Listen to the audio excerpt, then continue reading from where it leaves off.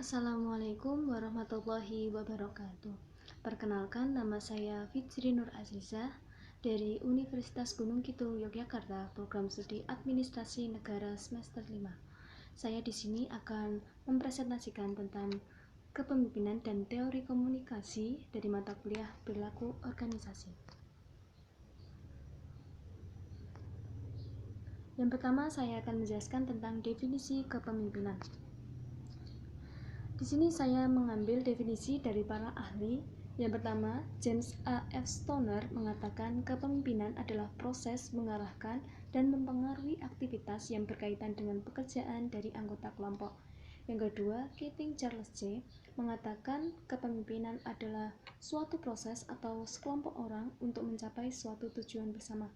Yang ketiga, Rifai mengatakan kepemimpinan adalah peranan dan juga suatu proses untuk mempengaruhi orang lain. Nah, dari definisi tersebut dapat disimpulkan bahwa kepemimpinan adalah kemampuan seseorang dalam mempengaruhi orang lain dengan melakukan kerjasama untuk mencapai tujuan yang telah ditentukan. Selanjutnya, teori kepemimpinan. Menurut Wursanto, yang mengemukakan beberapa teori kepemimpinan yang merupakan cara seseorang menjadi pemimpin. Di antaranya, yang pertama, yakni teori kelebihan. Seseorang yang menjadi pemimpin harus memiliki sifat-sifat yang lebih dari para pengikutnya, agar mampu menjadi panutan dan teladan yang baik. Contohnya seperti kelebihan dalam pengetahuan, kelebihan dalam pengambilan keputusan, serta kelebihan dalam menyelesaikan suatu masalah. Yang kedua, yakni teori sifat.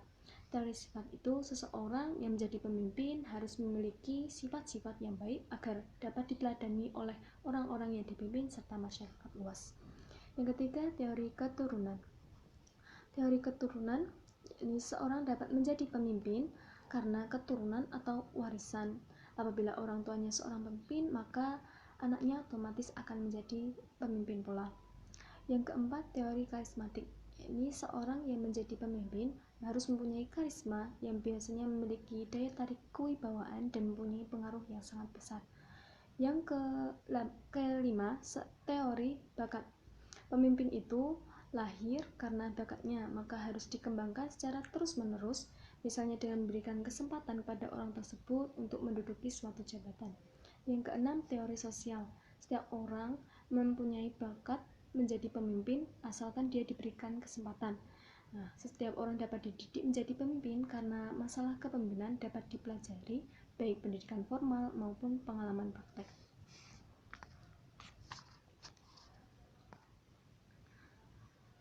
Yang selanjutnya, tugas kepemimpinan. Tugas kepemimpinan menurut Charles J. Keating, yakni yang pertama, memulai, yaitu usaha agar kelompok memulai kegiatan atau gerakan tertentu. Yang kedua, mengatur, yaitu tindakan untuk mengatur arah dan langkah kegiatan kelompok. Yang ketiga, itu memberitahu, kegiatan memberi informasi, data, dan pendapat yang diperlukan para anggota. Yang keempat, mendukung, yaitu usaha untuk menerima gagasan atau usul dari bawah dengan menambah atau mengurangi untuk digunakan dalam penyelesaian tugas bersama. Yang kelima, menilai, yaitu tindakan untuk menguji gagasan yang muncul atau cara kerja yang diambil dengan menunjukkan konsekuensi serta untung ruginya. Yang keenam, yakni menyimpulkan, yaitu kegiatan untuk mengumpulkan dan merumuskan gagasan yang muncul, menyingkat lalu menyimpulkannya sebagai landasan untuk pemikiran lebih lanjut. Fungsi kepemimpinan. Fungsi kepemimpinan menurut Hamdani Nawawi yaitu yang pertama, fungsi instruktif. Pemimpin sebagai pengambil keputusan berfungsi memerintahkan pelaksanaannya pada orang-orang yang dipimpin. Yang kedua, fungsi konsultatif. Fungsi pemimpin sebagai konsultan untuk mendengarkan pendapat, saran, serta pertanyaan dari para bawahannya mengenai keputusan apa yang akan diambil oleh pemimpin. Yang ketiga, yakni fungsi partisipasi. Dalam fungsi ini, pemimpin menjalankan serta mengaktifkan orang-orang yang dipimpin, baik keikutsertaan dalam pengambilan keputusan serta dalam pelaksanaannya. Yang keempat, fungsi delegasi. Fungsi ini, pemimpin sebagai pemegang wewenang tertinggi harus bersedia dan dapat mempercayai orang lain sesuai dengan posisi dan jabatannya. Yang kelima, yakni fungsi pengendalian. Fungsi pengendalian bermaksud bahwa kepemimpinan yang sukses akan mampu mengatur aktivitas anggotanya secara terarah dan dalam koordinasi yang efektif.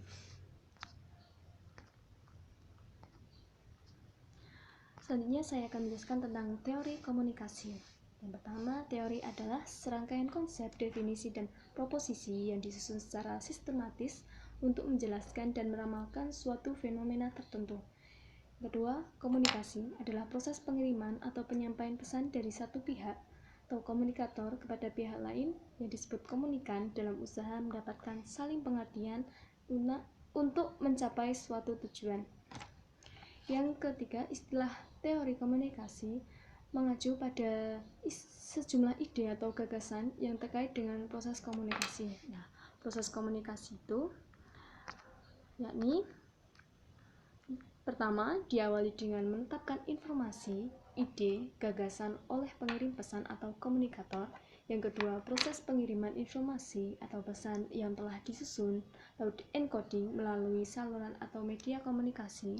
Yang ketiga, penerimaan informasi oleh penerima pesan atau komunikan yang kemudian mengadakan interpretasi atau decoding terhadap informasi yang diterimanya guna dilakukan umpan balik atau respon kepada komunikator. Selanjutnya, elemen komunikasi. Nah, elemen komunikasi itu terdiri dari yang pertama, sumber atau komunikator. Proses komunikasi dimulai dari sumber atau pengirim pesan yang disebut sebagai komunikator, yaitu di mana gagasan, ide, atau pikiran berasal disampaikan pada pihak penerima. Yang kedua, encoding. Encoding diartikan sebagai kegiatan yang dilakukan komunikator untuk menerjemahkan pikiran dan ide-idenya ke dalam suatu bentuk sehingga dapat diterima oleh pihak penerima. Yang ketiga, pesan. Pesan merupakan produk fisik aktual yang telah di-encoding oleh sumber. Ini pendapat dari Dominic. Pesan yang disampaikan oleh komunikator hendaknya jelas dan mudah dipahami oleh komunikan. Saluran atau media komunikasi adalah jalan yang dilalui pesan untuk sampai kepada penerima. Saluran itu dapat berupa sarana yang dapat dilihat dan dapat didengar. Contoh yang dapat dilihat itu surat kabar, majalah, buku. Yang dapat didengar yakni radio, telepon, intercom, serta yang dapat dilihat dan didengar itu contohnya televisi. Decoding, yakni kegiatan untuk menerjemahkan atau menginterpretasikan pesan-pesan fisik ke dalam suatu bentuk yang memiliki arti bagi penerima. Selanjutnya, penerima atau komunikan. Penerima adalah sasaran atau target dari pesan yang disebut sebagai komunikan. Pihak penerima harus dapat menafsirkan pesan yang diterima sehingga dapat mengerti maksud dari pengirim pesan. Yang terakhir, yakni umpan balik. Umpan balik itu adalah tanggapan atau respon dari penerima pesan yang membentuk dan mengubah pesan yang akan disampaikan pengirim pesan. Umpan balik itu ada dua, yakni umpan balik positif dan umpan balik negatif. Umpan balik positif itu dari penerima akan mendorong proses komunikasi, dan apabila umpan balik itu negatif dari penerima, maka akan mengubah proses komunikasi, bahkan mengakhiri komunikasi itu sendiri. Selanjutnya, bentuk komunikasi. Komunikasi intrapribadi, yakni komunikasi yang berlangsung dalam diri kita sendiri, meliputi kegiatan berbicara dengan diri kita sendiri, kegiatan mengamati dan memberikan makna bagi lingkungan kita. Yang kedua, yakni komunikasi antar pribadi, yakni komunikasi yang dilakukan oleh dua orang atau lebih untuk mencapai tujuan tertentu. Pesan yang disampaikan itu harus dapat diterima dengan baik oleh penerima pesan sehingga pembicaraan itu hidup dan ada timbal baliknya.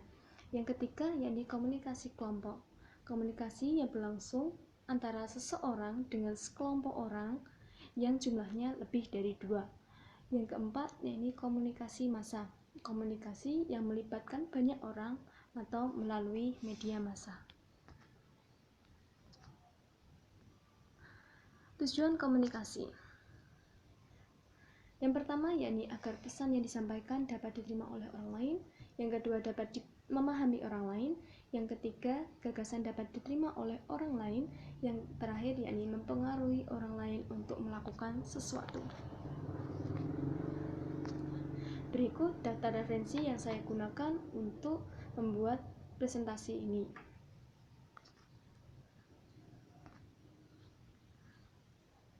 Sekian presentasi dari saya. Apabila ada salah kata, saya mohon maaf.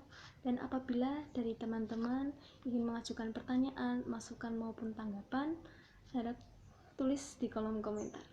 Terima kasih. Wassalamualaikum warahmatullahi wabarakatuh.